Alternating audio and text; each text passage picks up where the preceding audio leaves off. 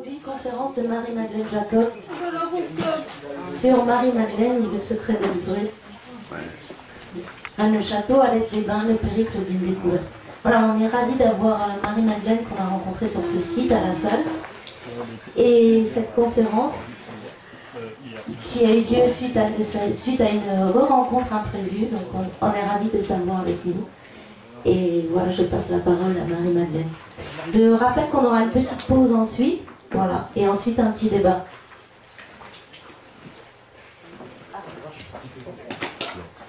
À tout à l'heure. Je vous remercie d'avoir bravé la chaleur pour venir écouter cette conférence.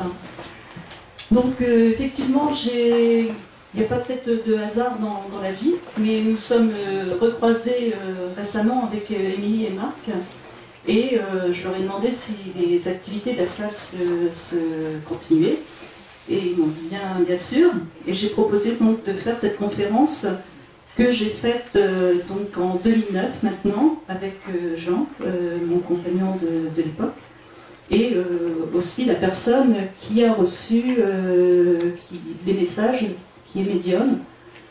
Voilà. Et un petit hommage tout de même à Yannick aussi, qui nous avait accueillis à l'époque, qui maintenant n'est plus là, mais s'il n'est plus là physiquement, de toute façon il est là en esprit avec nous, à venir continuer d'écouter les conférences qui se donnent sur ce domaine. Voilà. Donc Marie-Madeleine, le secret des livrets. Donc c'est une histoire que je vais vous raconter par rapport donc à l'histoire de Rennes-le-Château. Mais avant tout, c'est l'histoire de mon cheminement spirituel, hein, de ma quête spirituelle. Alors déjà, bon, vous avez pu remarquer que je m'appelais Marie-Madeleine. Donc c'est bien le prénom qui m'a été donné à ma naissance par ma mère, et non pas un prénom emprunté. Donc évidemment chargé de sens, un prénom aussi plus que symbolique, un prénom qui n'a pas été facile à porter. Et c'est justement parce qu'il n'était pas facile à porter que je suis partie à la recherche de cette Marie-Madeleine pour essayer de mieux savoir qui j'étais et quels étaient mes liens avec cette Marie-Madeleine. Alors, avant de rentrer dans le vif du sujet, je vais me présenter. Donc, j'habite le nord de la France, donc à 1100 km de l'Aude. Donc, je n'avais pas vraiment affaire dans cette région aussi lointaine. Et je suis toujours en activité. Donc, je travaille dans une mairie. Je m'occupe du renouvellement urbain en tant qu'urbaniste. Donc vous voyez, je ne suis pas du tout dans un métier concernant la spiritualité ou des soins ou des choses de ce genre. Donc c'est vraiment ma démarche est vraiment une démarche personnelle et une mission en fait, qui m'a été confiée. Donc je suis maman de 4 filles, dont une qui est repartie de l'autre côté. Donc le départ de cet enfant est vraiment très important dans le cours de ma vie, ce départ va marquer une nouvelle étape de ma vie spirituelle et une sorte d'accélération dans ce parcours spirituel. Donc ma fille décédée s'appelle Léa. Je dis s'appelle parce qu'elle est toujours vivante. Elle est passée dans l'autre monde invisible, mais elle est toujours vivante. Et alors, chose aussi étrange, elle est née un 22 juillet 1994, donc elle est née le jour de ma fête. Évidemment, ce n'était pas vraiment ma fête ce jour-là, puisque c'était une naissance difficile, c'était l'aboutissement d'une grossesse gémellaire qui s'était mal passée, donc avec le décès d'un bébé in utero, au début de mon 8e mois de grossesse, et ensuite donc la délivrance un mois après. Donc j'ai vécu pendant un mois avec le bébé décédé et le bébé encore vivant. Et pour apprendre, donc au moment de sa naissance, en fait, qu'elle avait souffert de cette grossesse et qu'elle est née donc avec de graves lésions cérébrales. Donc ma fille était polyhandicapée, elle a vécu 8 ans Donc nous l'avons accompagné, son père et moi, dans cette vie difficile, souffrante, dans un corps de souffrance. Mais ça a été aussi en même temps un levier formidable pour moi, parce que cette épreuve de la vie m'a obligée à ouvrir les yeux sur beaucoup de choses. Sur la spiritualité, j'étais déjà ouverte, mais elle m'a surtout ouvert l'esprit sur un autre mode de fonctionnement. Elle m'a ouvert aussi sur les médecines alternatives, parce que, évidemment, après ce qui s'était passé, je n'ai plus eu confiance dans la médecine officielle, dans la médecine scientifique, même si parfois elle fait des miracles. Elle m'a obligée à me tourner vers d'autres médecines, parce que j'ai compris qu'il n'y avait pas que le corps à soigner, mais il y avait aussi l'âme qui incarnait le corps, qui avait également à soigner, qui avait forcément un lien entre l'âme et le corps, et qu'il ne fallait pas soigner que le corps, mais que c'était un tout qu'il fallait soigner. Et en faisant ce travail auprès de ma fille pour essayer qu'elle vive le mieux possible dans cette vie, j'ai aussi fait ce travail sur moi en même temps, donc de travail aussi de soins, de blessures anciennes, parce qu'on porte tous des blessures anciennes quand on revient dans cette incarnation. Donc évidemment, je ne sais pas quelle est votre croyance, mais nous n'avons pas qu'une seule vie, nous avons plusieurs vies, parce que la progression spirituelle ne se fait pas en une seule vie, ce serait trop court pour la faire, mais il y a des fois on échoue dans ce qui nous est demandé, donc il nous faut revenir, et nous portons donc ce qu'on appelle ces mémoires, donc ces mémoires, ces blessures, toutes ces mémoires qui sont en nous depuis l'origine des temps. Voilà, donc ça c'était pour introduire le sujet. J'en viens donc à Marie-Madeleine et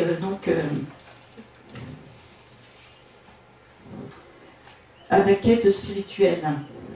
Donc effectivement mon enfance, moi j'ai été baignée dans une éducation catholique assez forte, puisque mes parents m'ont mis donc dans une institution catholique. J'avais un oncle qui était prêtre, mes parents croyants, pratiquants.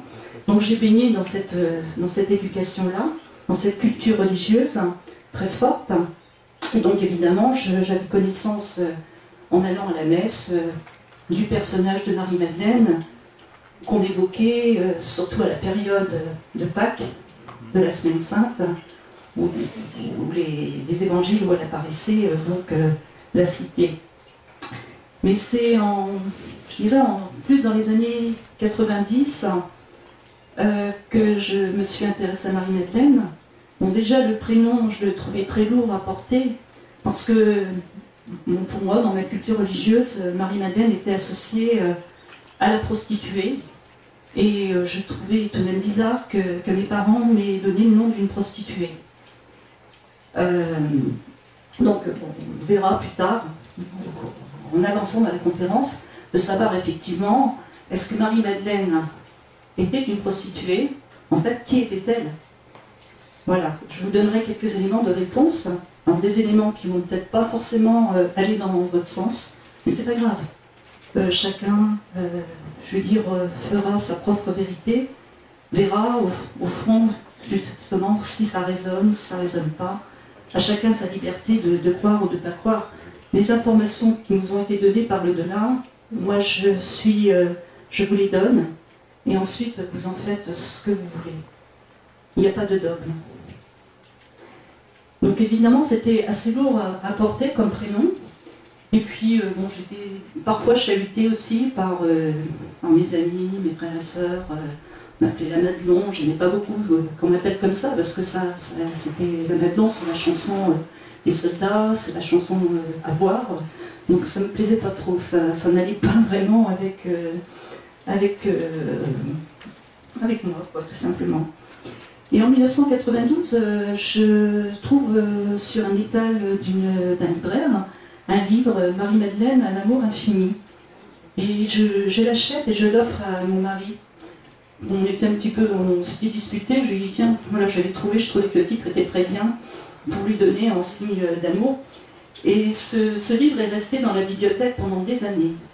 Et en 1999, je tombe sur le livre Myriam de Magdala, donc l'évangile de Marie. Donc cet évangile qui aurait été retrouvé dans les années 1945 en Haute-Égypte, donc un évangile qui a été écrit en langue copte et qui a donc été déchiffré par Jean-Yves Leloup, donc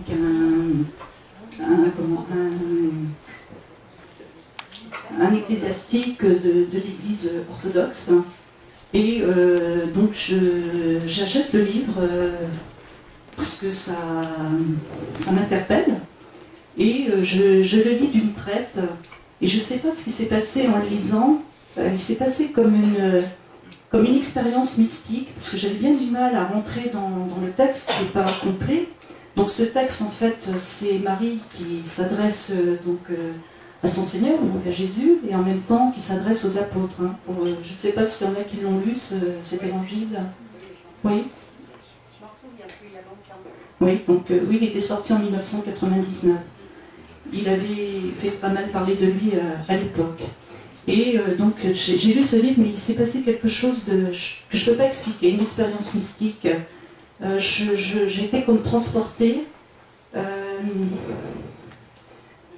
Je n'ai pas les mots pour dire exactement ce qui s'est passé, mais voilà, c'est l'impression qui m'est restée de quelque chose de fort, de quelque chose qui était vrai, c'était les évangiles de la résurrection, l'évangile de la résurrection.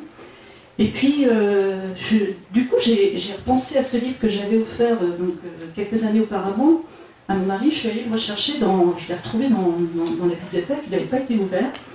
Et donc là, je me suis mis à le lire.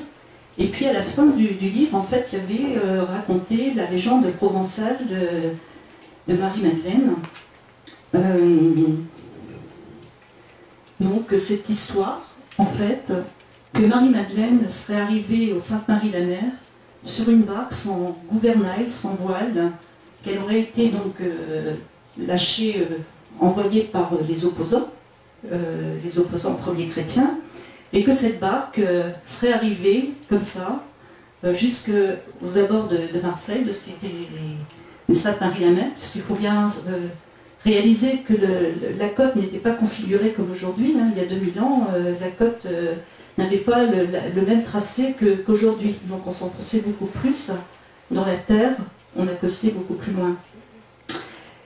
Et donc il est arrivé avec d'autres disciples dans cette région, et il est parti évangéliser donc cette contrée avec Saint-Maximin.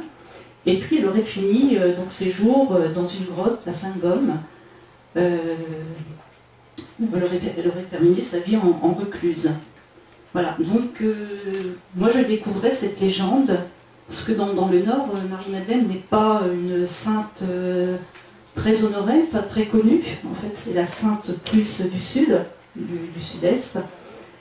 Et j'ai eu envie d'aller jusqu'à la Sainte-Gaume. Je me disais, finalement, pour rencontrer Marie-Madeleine, je n'ai pas besoin d'aller en Palestine aussi loin pour aller sur ses pas.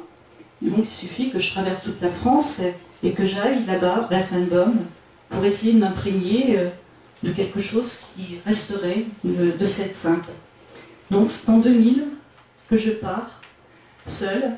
Donc c'était le premier voyage que je faisais seule, en sachant que je laissais mes 4 enfants en bonne main, mais tout de même je laissais les 4 enfants, dont ma fille polyhandicapée. Donc mon mari m'a donné l'autorisation de partir seule, parce que j'avais besoin de faire ce voyage, donc une sorte de voyage initiatique, on pourrait dire, à la rencontre de moi-même. Donc je suis partie. Et je suis passée par Paris, je faisais un stage sur Oser sa féminité, voilà, pour l'anecdote. Et quand tout le long du chemin, en fait, j'avais le cœur vraiment très serré, j'avais envie de pleurer, je pleurais même d'ailleurs. J'ai fait ce chemin vraiment avec un chagrin au fond de moi, dont je ne connaissais pas vraiment l'origine. Et puis, donc, je suis allée à la découverte. Alors là, je fais une petite aparté, là. J'ai repris cette image-là, qui est en fait la représentation d'une phase d'un reliquaire qui a été fait à la fin du XIXe siècle et qui est repris dans les livres de Christian Doumergue. Et moi je sais alors depuis que en fait ça a attiré beaucoup la curiosité de pas mal de monde et qu'aujourd'hui on ne présente plus cette face-là parce qu'il y a un élément mais sur lequel moi je ne m'attarderai pas, c'est cet élément-là, c'est-à-dire la personne couchée et qui est donc enveloppée de bandelettes. Donc c'est assez surprenant. Donc il y en a qui disent que c'est Lazare, il y en a qui disent que c'est le corps du Christ. Donc je ne vais pas m'aventurer dans ce domaine. Mais voilà, donc j'ai repris ça parce que c'était l'image de la barque, et enfin, c'était une image qui m'intéressait.